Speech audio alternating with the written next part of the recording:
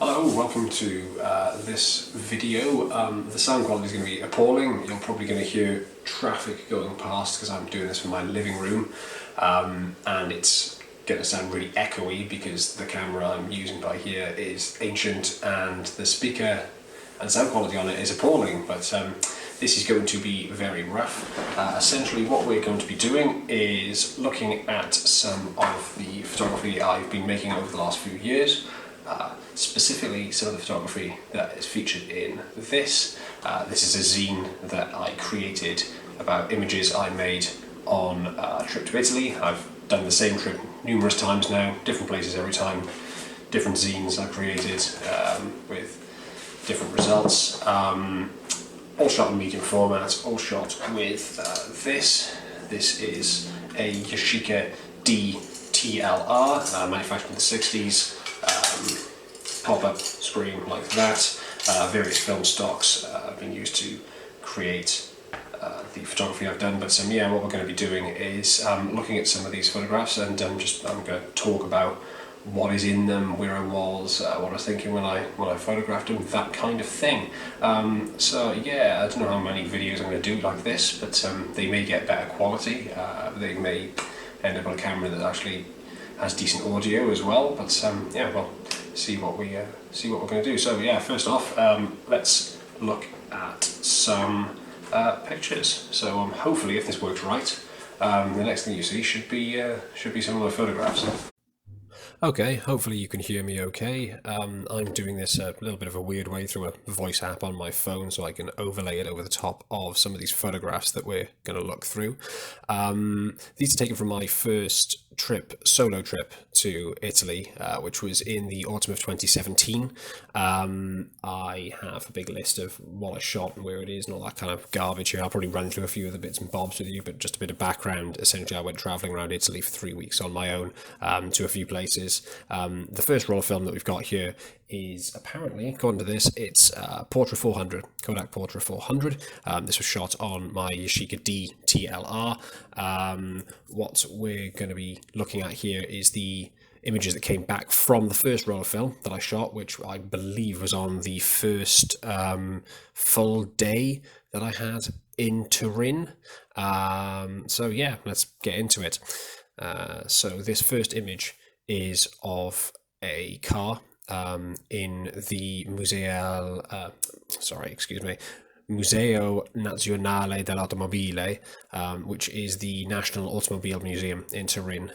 Fiat, the Italian car manufacturer, is based in Turin. So actually what the T in Fiat stands for is Torino. So yeah, there's the National Automobile Museum is there. I really like cars, especially old ones.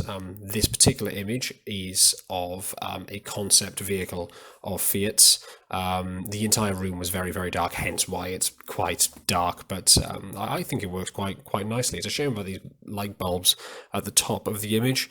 They distract a little bit from the thing itself, but I quite like it. I like the car itself as well. It's quite a cool little concept. I have no idea what I shot this at. This is shot at 1/60th of a second. I have no idea if that's right or if I just wrote that down incorrectly, but yeah, that's what this is. Like I said, these are all on Kodak Portra 400. Like I said in the promo video I did for this new channel, you're going to see all of the bad photographs as well as the good photographs. I would class this one as probably one of the bad ones. There's a lot of bad ones from the first few rolls, I'd say.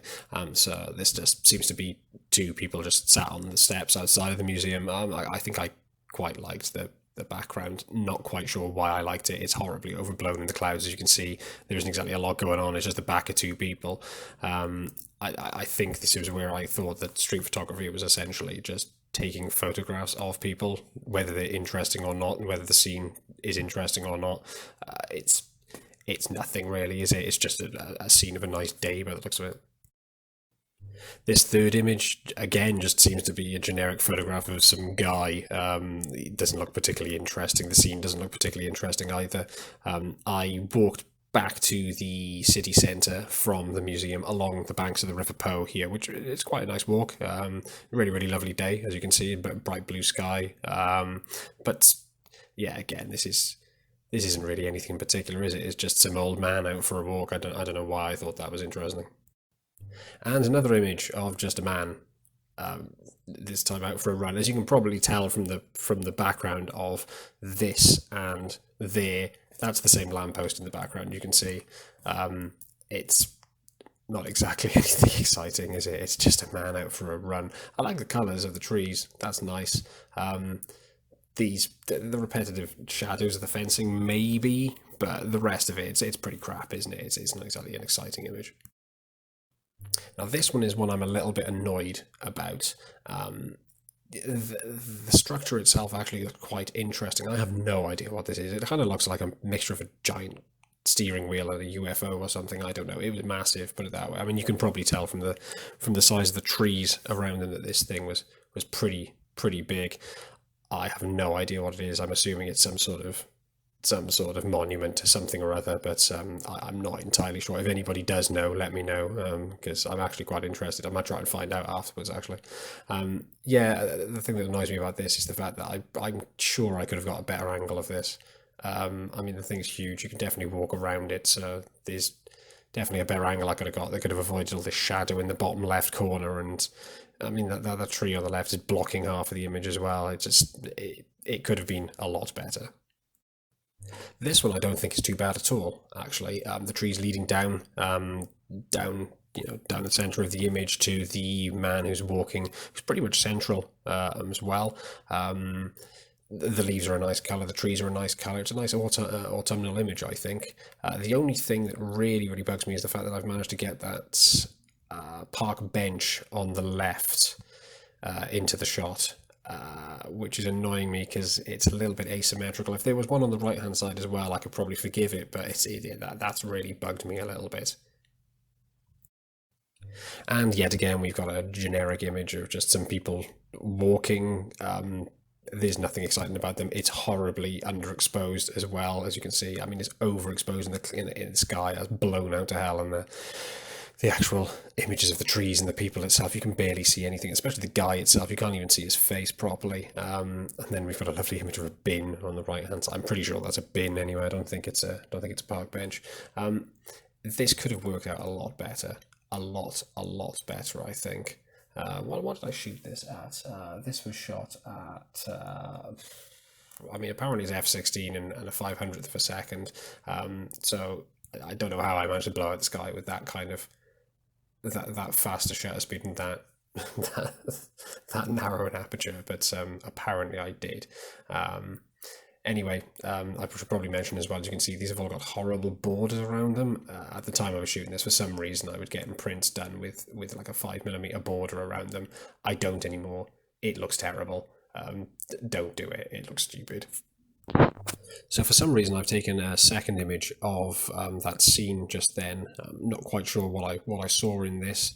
Perhaps it's just because it's a relatively nice river side walk that I was on. I just wanted to shoot some photographs. I mean, this was from the first roll of the holiday, so that's probably, I was just trying to photograph some nice stuff, I'm guessing. I guess I've got the little painted 1 kilometer sign on the floor relatively central, but that horrible sun flare that you can probably see in the center of the image, because I've shot directly into the sunlight, is a little bit distracting. There looks to be someone in the distance as well. I probably should have waited for them to get out of the way. It looks like they might be walking away from the scene, so probably would have made more sense.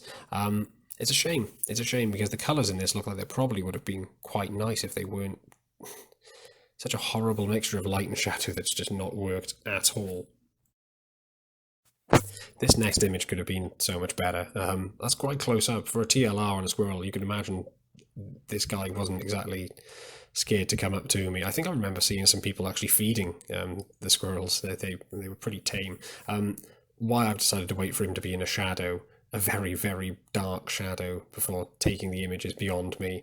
It would have made much more sense to wait for him to go into the light in the background, at least like light him up and be able to see a nice image of this. But I mean, he's in focus. Is he in focus? Yeah, at least he's in focus. So there's that, I guess. Okay, this is probably my favourite image from the first roll of film that we're going to be looking at here. This is of the River Po itself, which Turin is built on the banks of. I believe the River Po is the longest river in Italy. It stretches from pretty much east to west across most of the north of the country itself. Yeah, so this is just, I'm pretty sure this is just quite a nice landscape shot. Shame about the darkness in the foreground with these trees or foliage or bushes, whatever they are, sort of blocking the bottom sort of corner on the right hand side of the image. But I think the rest of it's quite nice. Again, I've shot directly into the sunlight, as you can see. The clouds, or the wispy kind of clouds to the right at the top, are blown out the further across to the right as you get. But other than that, I quite like the colours. This is on portrait. If I'm honest, I would have preferred if I'd shot this on Ektar. Ektar colours pop a little bit better, in my opinion.